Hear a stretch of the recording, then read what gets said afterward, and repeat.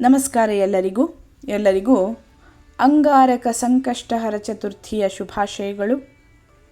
ಇವತ್ತಿನ ವೈಶಾಖ ಮಾಸದ ಸಂಕಷ್ಟಹರ ಚತುರ್ಥಿಯ ವ್ರತ ಕಥೆಯನ್ನು ನೋಡ್ತಾ ಹೋಗೋಣ.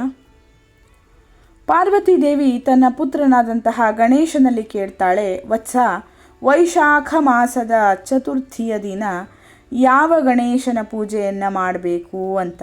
ಆಗ ಗಣೇಶ ತನ್ನ ತಾಯಿಯಲ್ಲಿ ಈ ರೀತಿಯಾಗಿ ಹೇಳ್ತಾನೆ, ಹೇ ತಾಯಿ, ವೈಶಾಖ ಮಾಸದ ಚತುರ್ಥಿಯ ದಿನ ವಕ್ರತುಂಡ ಗಣೇಶನ ವ್ರತ ಮತ್ತು ಪೂಜೆಯನ್ನು ಮಾಡಬೇಕು.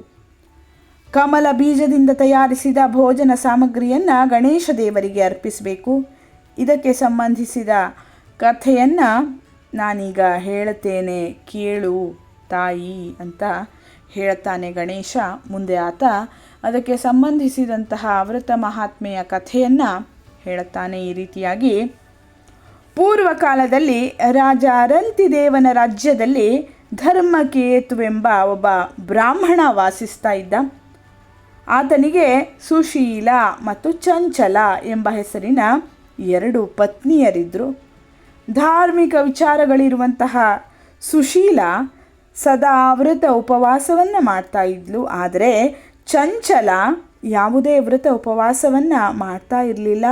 ಸದಾ ಆಕೆ ಶೃಂಗಾರದಲ್ಲಿ ಮಗ್ನಳಾಗಿದ್ಲಂತೆ. ಆಕೆಗೆ ಒಬ್ಬ ಪುತ್ರನ ಜನನವಾಗ್ತದೆ. ಹಾಗೆಯೇ ಸುಶೀಲೆಗೆ ಒಬ್ಬಳು ಹೆಣ್ಣು ಮಗು ಜನಿಸ್ತಾಳೆ.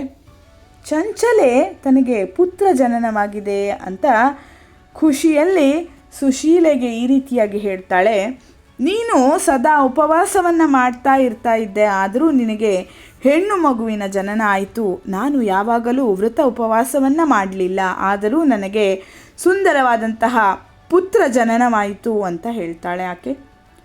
ಸವತಿಯ ಈ ಮಾತನ್ನು ಕೇಳಿ ಸುಶೀಲೆಗೆ ತುಂಬ ದುಃಖ ಆಗ್ತದೆ. ತುಂಬ ಶ್ರದ್ಧಾಭಕ್ತಿಯಿಂದ ಆಕೆ ಗಣೇಶನನ್ನು ಸ್ಮರಿಸ್ತಾಳೆ.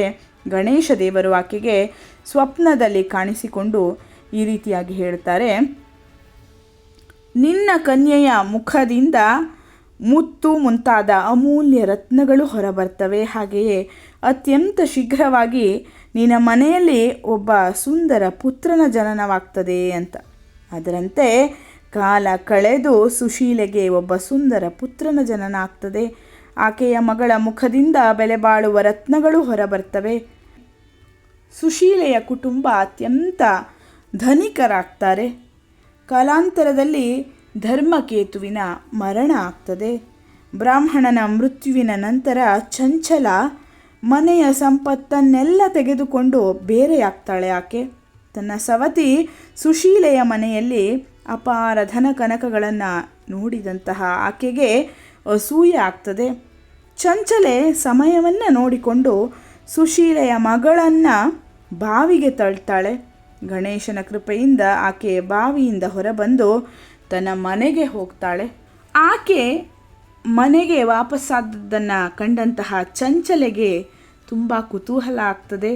ಗಣೇಶನ ಕೃಪೆಯಿಂದ ಈ ರೀತಿಯಾಗಿ ಆಗಿದೆ ಅಂತ ತಿಳಿದು ಸುಶೀಲೆಯ ಚರಣ ಕಮಲಗಳಿಗೆ ಆಕೆ ಬೀಳ್ತಾಳೆ. ತನ್ನ ಕಾರ್ಯಕ್ಕೆ ಕ್ಷಮೆಯನ್ನು ಕೇಳ್ತಾಳೆ ಚಂಚಲೆ. ಆಮೇಲೆ ಈ ರೀತಿಯಾಗಿ ಹೇಳ್ತಾಳೆ ಆಕೆ ಸುಶೀಲೆಯ ಹತ್ತಿರ, ಹೇ ಸಹೋದರಿ, ನನ್ನನ್ನು ನೀನು ಕ್ಷಮಿಸು. ನಾನು ತುಂಬ ಪಾಪವನ್ನು ಮಾಡಿದ್ದೇನೆ. ನೀನು ಕರುಣಾಳು, 2 ಕುಲವನ್ನು ಉದ್ಧರಿಸುವವಳು. ನಿನ್ನ ಮೇಲೆ ಗಣೇಶನ ಪೂರ್ಣ ಕೃಪೆ ಇದೆ. ಆದ್ದರಿಂದ ನಿನಗೆ ಯಾರೂ ಕಷ್ಟವನ್ನು ಕೊಡಲಿಕ್ಕೆ ಸಾಧ್ಯವಿಲ್ಲ ಅಂತ ಈ ರೀತಿಯಾಗಿ ಗಣೇಶ ಕಥೆಯನ್ನು ಹೇಳ್ತಾನೆ. ಆಮೇಲೆ ಕಥೆಗೆ ಪೂರ್ಣ ವಿರಾಮವನ್ನು ಕೊಡ್ತಾ ಈ ರೀತಿಯಾಗಿ ಹೇಳ್ತಾನೆ, ಹೇ ಜನನಿ, ಪ್ರಾಚೀನ ಕಾಲದ ಈ ಕಥೆಯನ್ನು ನಾನು ನಿನಗೆ ಹೇಳಿದ್ದೇನೆ. ಈ ವ್ರತವು ಅತ್ಯಂತ ಪುಣ್ಯಕರವಾದದ್ದು ಅಂತ ಗಣೇಶ ಪಾರ್ವತಿಗೆ ಹೇಳ್ತಾನೆ. ಅತ್ಯಂತ ಪುಣ್ಯಕರವಾದಂತಹ ಈ ವ್ರತವನ್ನು ನಾವೆಲ್ಲ ಆಚರಿಸಿ ಈ ವಿಶೇಷ ಅಂಗಾರಕ ಸಂಕಷ್ಟಿಯ ದಿನ ಗಣೇಶನ ಕೃಪೆಗೆ ಪಾತ್ರರಾಗೋಣ. ಧನ್ಯವಾದಗಳು. ಲೋಕಾಃ ಸಮಸ್ತಾಃ ಸುಖಿನೋ ಭವಂತು.